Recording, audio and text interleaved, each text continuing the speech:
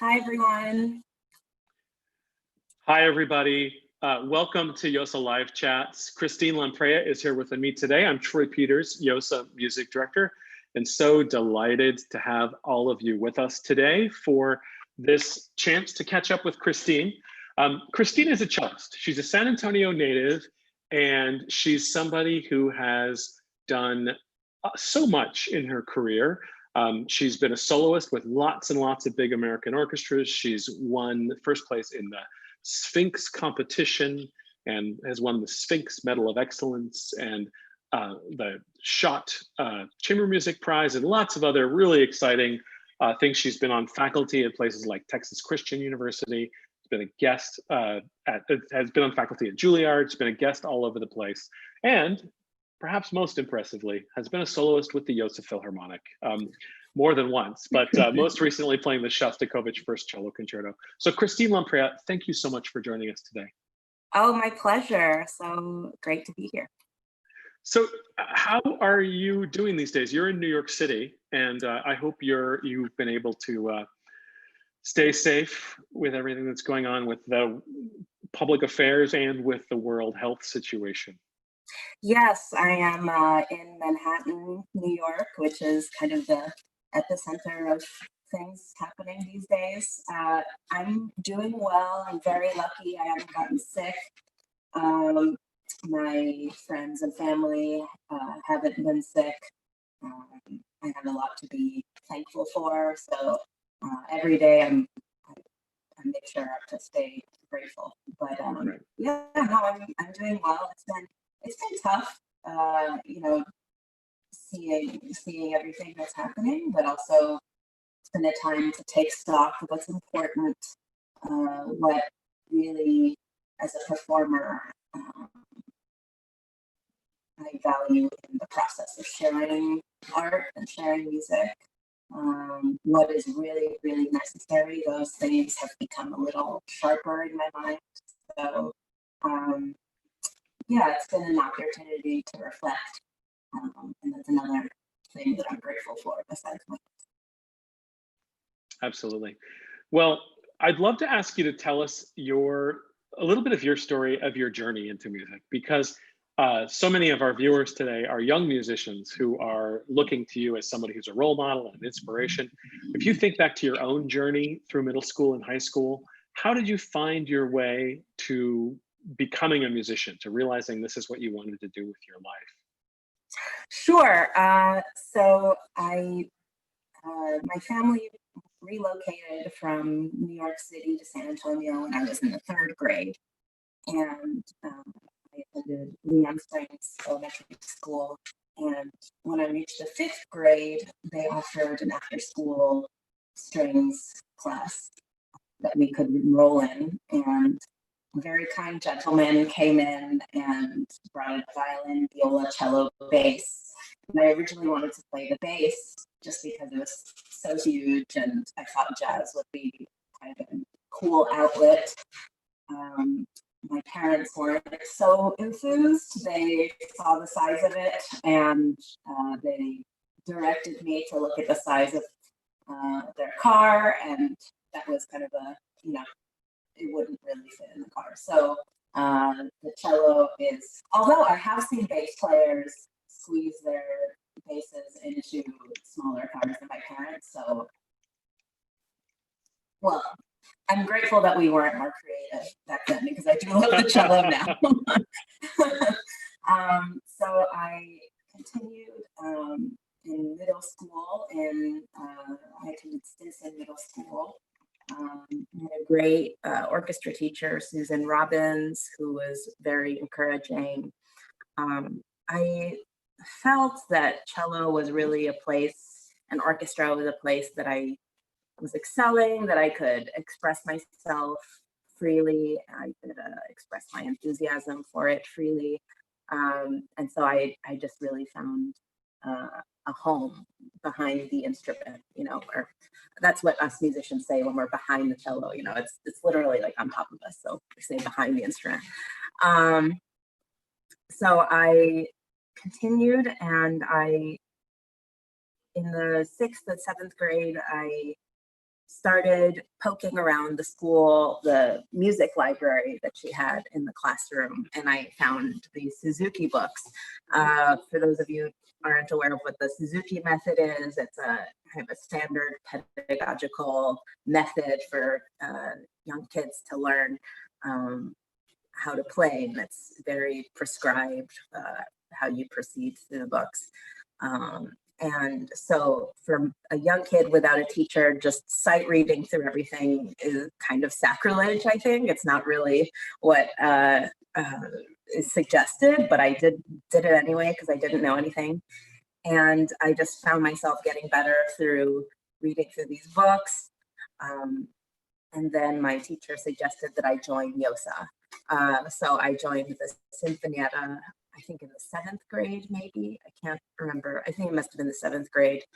And Adrienne Holmes was the conductor then, and she was, I mean, she is such a force, just exuded this wonderful energy and just had everyone laughing, but was also very, very stern. And if people were, you know, not paying attention, she really got us to pay attention and focus on the music. So she was really encouraging. And then I eventually moved to the symphony. I guess that was in 8th grade. And then there was a concerto competition. And I didn't know what a concerto was exactly. I just remember seeing in one of those Suzuki books, oh, it said concerto there on the top. I think I pronounced it concerto.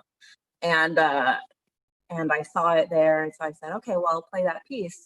A lot of these Suzuki books, they're just excerpts of the actual pieces, not the whole piece. So I think when I brought it in for the concerto competition, and Dr. Dowdy was sitting there, I think Beth Gerko was there, and a few other local music mentors were judging this competition. And they said, oh, you don't have the whole thing. And I said, this is the whole thing. And I didn't understand what that meant. Anyway, so I prepared it without a teacher, and they gave me honorable mention. And Dr. Dowdy came to my parents and asked if I had a teacher and recommended that I study with Ken Ishii, who no longer lives in San Antonio, but was in San Antonio for a long time and taught a lot of students. And he was a great, great teacher. Just, he had the most soothing voice, I remember, and it was like a meditation going into every lesson. It was just, okay, play your scales. And I fell into this hypnotic trance and just did my scales.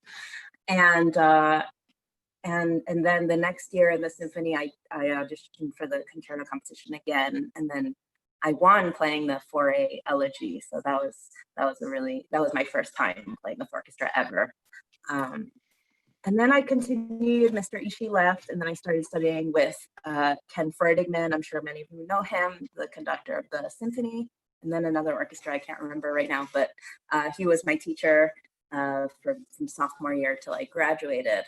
And we did a lot of work, strong work together, but I was still very much, my parents were very insistent on making sure I had a really well-rounded education. So I was doing a lot of extracurricular activities at school. I had to make sure I was getting good grades in school. I loved math in particular. And then I auditioned for maybe my sophomore year to go to Interlochen over the summer and Tanglewood Institute in Boston, outside of Boston, but a couple, like, I guess the summer after my sophomore year, and I didn't really get in anywhere. And so the summer before my senior year, I finally did get into the Tanglewood Institute. So I went, and that was really the life-changing moment where I thought, oh, I would love to do this professionally. It was just, I was in this arena where I was around musicians 24/7, talking about music 24/7, hearing music 24/7, and I never got tired of it in all those 6 weeks. I got tired of the food, but nothing else. And And I came back to San Antonio and I was just so revved up. And I went to Ken, Mr. Ferdigman, and I said, I would love to, think about conservatories. And he gave me this really bewildered look. And he said, okay, well, you should probably come in twice a week. And so we worked out something and I did. And and then but I was still applying for a lot of colleges and stuff. So I had academic track applications and conservatory track applications, and some joint ones where they would have double degree programs where I could do one degree simultaneously with a music degree. And I got into a few of those, but then I ended up auditioning at Juilliard, which was kind of a fluke, really. I had heard of it. I didn't know anything really about how I measured up to other students around, besides those 12 cellists I knew at this festival in Boston. So it was, I don't remember if I really thought that was going to be a feasible thing, but then I ended up getting in. Um, and yeah, I remember I remember my parents being very, I've been so lucky. The reason I'm here is because I've had really, really supportive parents. So they were kind of bewildered because they didn't know anything about this whole arena of classical music, how to become a musician. So we really depended on Ken and the advice of others in San Antonio to help guide us. I remember sitting in a gins. They still have gyms, right, in San Antonio? Yes. Yeah. Yeah. I remember sitting in a gyms one morning early, and Ken came with my parents, and we sat there and we had coffee, and I'm like, okay, what should we do? What should we do? And I decided that it would be better to just go full throttle with music, and then if it didn't work out, then I could figure out something later. So I ended up going to Juilliard, and I'm still around doing so. So yeah, that's kind of how that journey began from the San Antonio chapter. Well, and you bring up a really classic dilemma, I think, for high school musicians of getting to that point at or near the end of high school, and you've gotten into some good music schools, and you're asking yourself that question: do I go to a conservatory, or do I go focus on performance at a university, or do I do a double degree program or a double major? Should I try and give myself something to fall back on if music doesn't work out? Can you give us a little more insight into that? I mean, everybody's got their own answer on that. It's not a one size fits all answer. But how did you find your way to that? And what advice would you give students who might be thinking about, well, should I also study microbiology or Russian literature, or should I put myself into music 100%? Right. I mean, I think you just have to acknowledge your strengths. I acknowledge that I'm not a great multitasker. Uh, I have a lot of trouble focusing on handling a lot of different things at once. So it was, to me, I thought, well, I should just do this 100%. But I do think that, especially in this time where we're being challenged as to, well, I think it's existed all the time, but I think especially in coronavirus, where there's really no performances going on, and performers are wondering about the state of their lives, their careers, their identities. Um, I think we have to be just really creative about how we sustain ourselves. And I definitely don't think getting a double degree would hurt. But at the same time, I don't think, well, it really depends on the person. You're right. It's a tough question to answer. I think for me, um, when I started at Juilliard, I was, um, well, uh, later on in my time at Juilliard, I had a couple different conversations with some of the faculty, one of whom recently passed away, Andrei Emelianov, who was on the faculty for a long time and a wonderful cellist and a wonderful person. I remember my senior year running into him after my last jury audition, and he said, "You know what? You were really scrappy when you first came in, but you know, you've really improved a lot." And then my teacher, also Bonnie Hampton, she said she was a little worried about accepting me into the school, but the whole faculty acknowledged that I did have something like I exhibited some kind of desire to learn. And they also, so I didn't learn this part until recently, but apparently they had a discussion about how I was in ROTC. I did ROTC when I was enrolled at PMI, the Episcopal School of Texas, out near Bernie. And so they apparently discussed that after, because while I wasn't at the highest level compared to a lot of the other students auditioning, they were really impressed by how I was able to manage, considering that I had a really heavy course load of curricular and extracurricular activities. So most of the teachers agreed that if I was able to advance that much by the time I was auditioning at Juilliard, if I had that focused time at Juilliard, they knew that I would be able to really excel, which I ended up learning so much and improving very quickly, like in my time, just having that focused 4 years to do that work. So yeah, I have no answer, but it depends on every person. If you feel like you're gonna miss of some other aspect of your studies, by all means, go for it. I do think there is the idea of pursuing your passion is a little, while I think it's important, I think there's a misconception about the word passion, because passion is really a feeling, right? It's not one thing that stays the same over your life.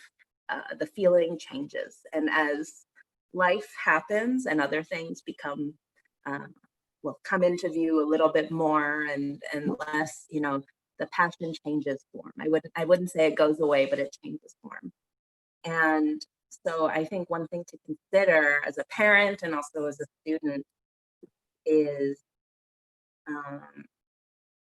different, you know, scenarios. Like, what if my passion changes in this way? Like, what if it's not as strong as it is right now? And it does seem, you know, you might have this intense fire within you about classical music, and it's like, no way, that'll never die. And it won't ever die, I promise, but it'll change forms for sure as your life progresses. And so that's something to really consider. And then also to consider what kind of life you want to live. A lot of times we consider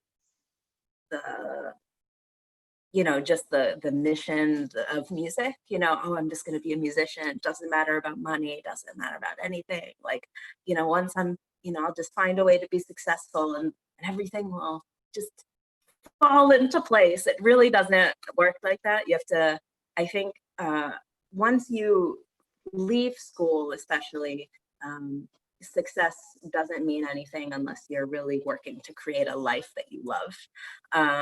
And success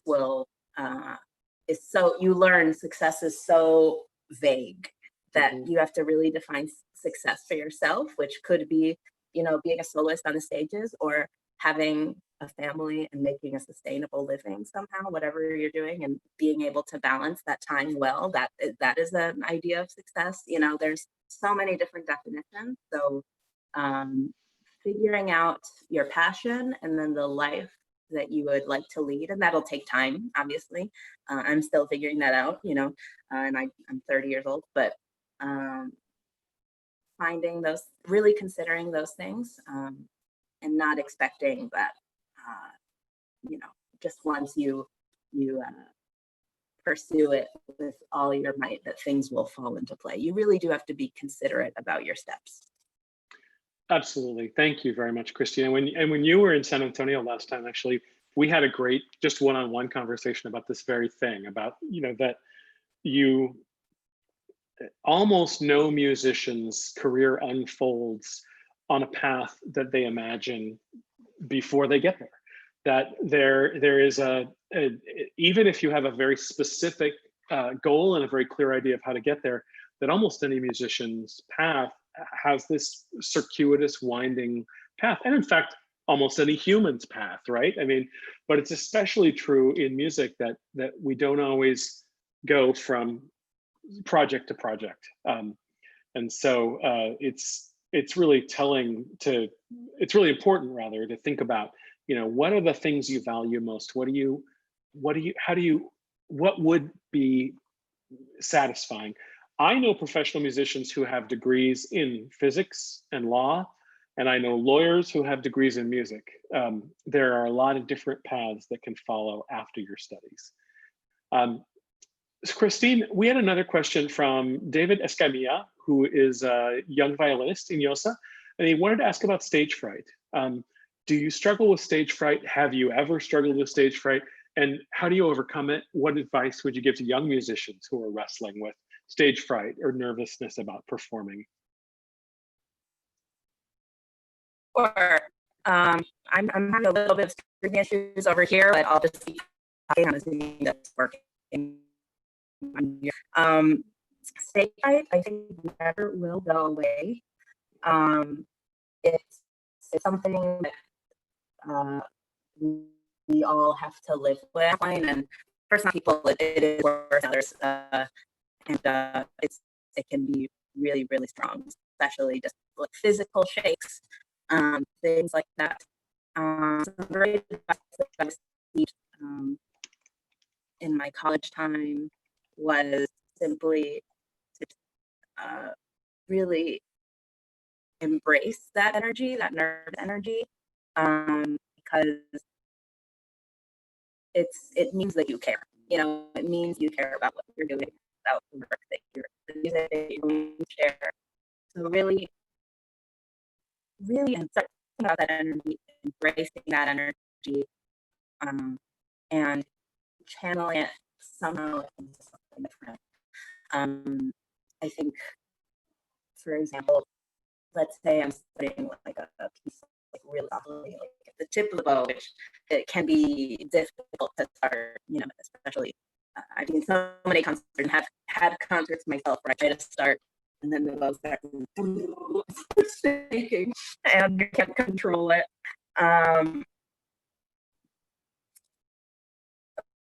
But I think for me, like when I have that physical thing where I'm so nervous, I just think, okay, if I'm really experiencing this shakiness, I'm just going to move to the right and somehow guide my bow to the other side. So coming up with almost physical coping mechanisms to do that. But yeah, I think just really sitting down and understanding that everyone has it to a certain extent.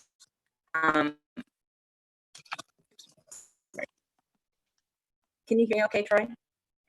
We got most of that. Yeah. If you can hear me, you might consider turning off your video and seeing whether, if we're just getting audio, we might have a clearer audio signal. Okay, yeah, just give me 1 second. But what Christine just said, everybody, is trying to embrace the nerves as a sign of your level of how much you care, and use that as a tool to leverage that commitment. We've got you sideways now, Christine. This is very exciting. So I apologize to everybody for our technical difficulties today. I think we may need to wrap things up because we're struggling to get a clear signal from Christine. So I want to thank Christine very much for taking the time to speak with us today And again, I apologize to everybody for having trouble with the signal. But thanks for joining us. And next Sunday, we're going to be joined by the composer Kenji Bunch. So please plan on joining us on June 14th at 3:30 Central Time for a chat with composer Kenji Bunch. Thanks again to Christine Lamprea for being with us today.